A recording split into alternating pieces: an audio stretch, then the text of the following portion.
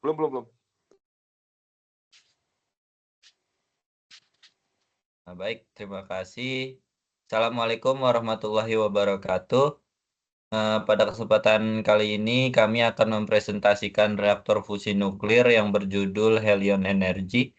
Sebelum masuk ke materi, izinkan kami memperkenalkan diri kami, anggota kelompok kami, yaitu ada Andrian Renaldi, saya sendiri, kemudian ada Naufal Hanan Maula Rasul, kemudian ada Golfman Markus Simanjuntak, dan yang terakhir ada Kelvin Suryananda.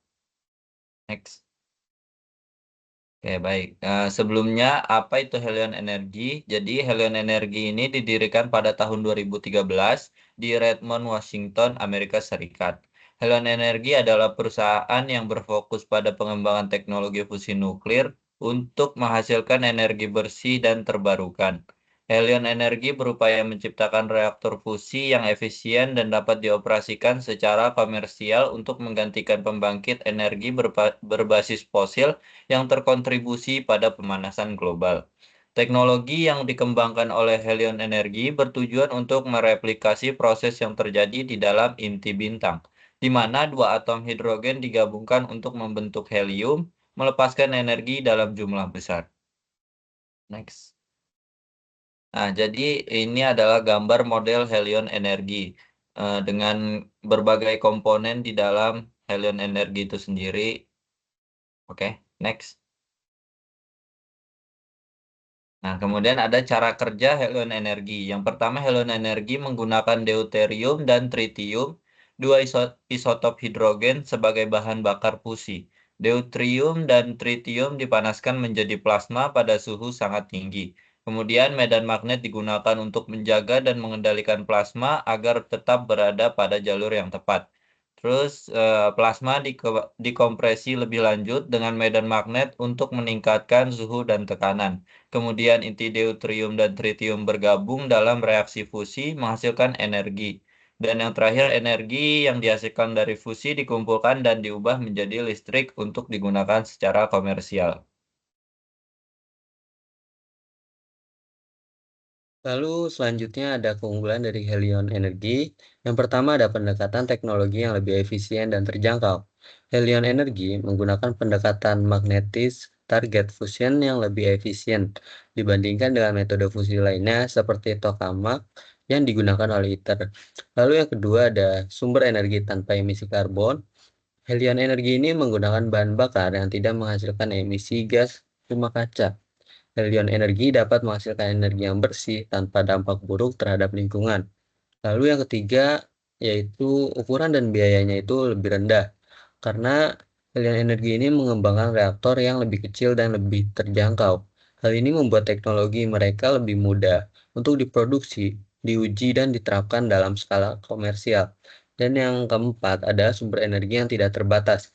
Deuterium dapat diperoleh dari air laut, sementara tritium dapat diproduksi dalam reaktor itu sendiri, sehingga memberikan jaminan sumber energi yang hampir tidak terbatas untuk jangka panjang. Boleh di next. Lalu kekurangannya itu sendiri, yang pertama ada teknologinya ini belum terbukti secara komersial. Hingga saat ini, Helion Energy dan teknologi fusi nuklir lainnya belum mencapai titik di mana mereka dapat menghasilkan listrik dalam skala besar secara ekonomis dan stabil. Lalu yang kedua, kompetisi dengan sumber energi lain, energi matahari, angin, dan baterai sudah menjadi sumber energi terbarukan yang lebih mapan dan berkembang pesat. Teknologi ini terus menurun biayanya, sehingga fusi harus bersaing dengan alternatif yang sudah tersedia secara komersial. Yang ketiga, ada biaya pengembangannya itu sangat tinggi. Pembangunan reaktor fusi membutuhkan investasi besar untuk penelitian, pengembangan, dan pembuatan perangkat keras berteknologi tinggi, seperti medan magnetik plasma yang stabil. Hal ini membuat fusi sulit bersaing dengan sumber energi yang sudah mapan seperti matahari atau angin. Dan kekurangan yang terakhir yaitu ada kompleksitas teknis. Mempertahankan plasma dalam kondisi yang cukup stabil dan panas dengan suhu puluhan juta derajat Celcius adalah tantangan teknis yang sangat sulit. Gangguan kecil ini dapat menyebabkan kegagalan sistem.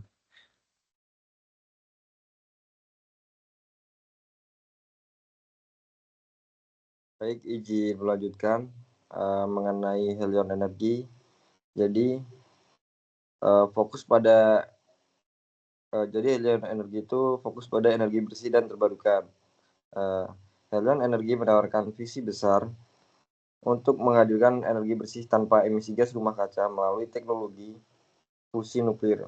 Teknologi ini meniru reaksi yang terjadi di inti bintang, di mana hidrogen bergabung menjadi helium, melepaskan energi besar. Ini menjanjikan solusi jangka panjang terhadap krisis energi global dan pemanasan global yang dipicu oleh ketergantungan pada bahan bakar fosil. Kemudian penggunaan isotop deuterium dan tritium. Deuterium yang melimpah di air laut dan tritium yang dapat diproduksi dalam reaktor menjadi bahan bakar utama. Ini memberikan potensi keberlanjutan jangka panjang dibanding dengan sumber energi berbasis bahan bakar fosil. Namun, ketersediaan tritium dalam jumlah besar masih menjadi tantangan karena proses produksinya mahal dan rumit.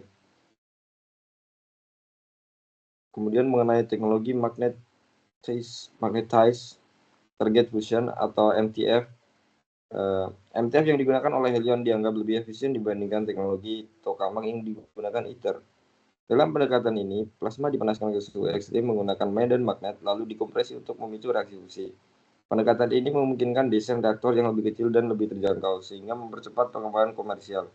Namun, stabilitas plasma tetap menjadi kendala besar karena sifat plasma yang cenderung sulit dikendalikan.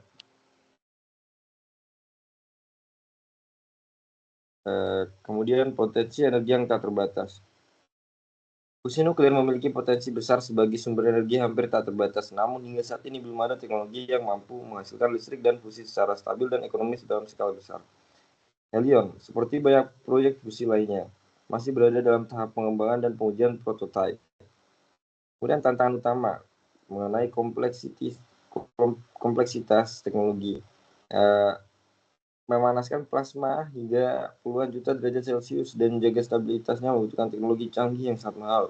Gangguan kecil dapat menyebabkan kegagalan sehingga pengendalian plasma menjadi tantangan utama. Kemudian ada biaya pengembangan.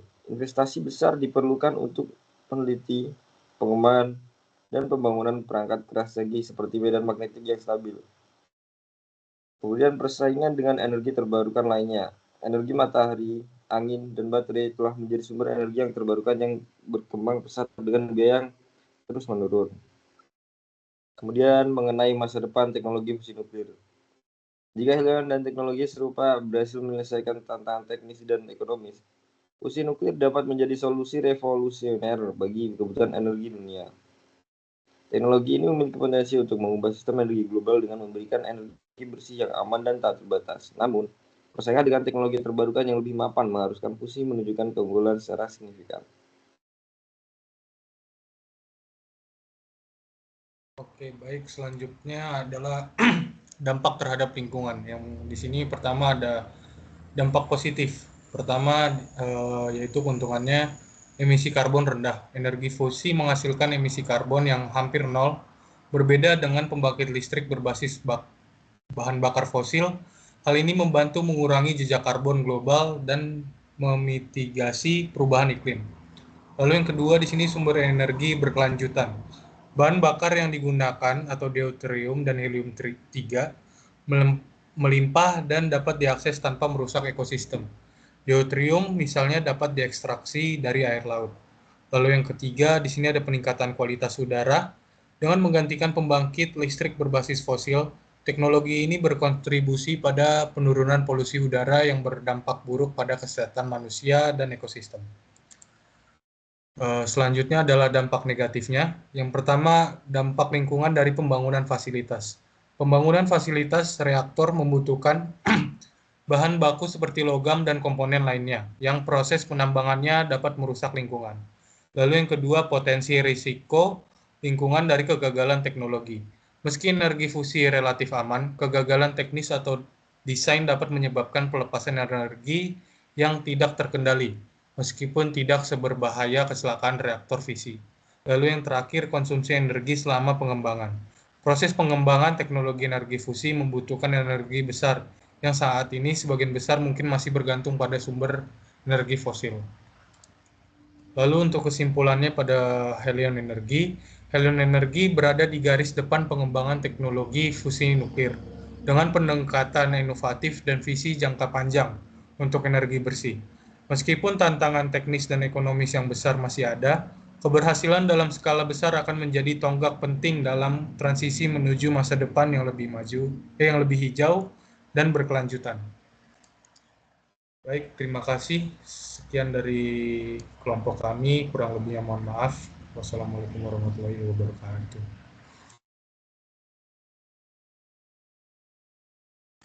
Udah, Postri? Udah. Sabar, stop dulu. Udah. Kan? Nah, ini Aja. ngedit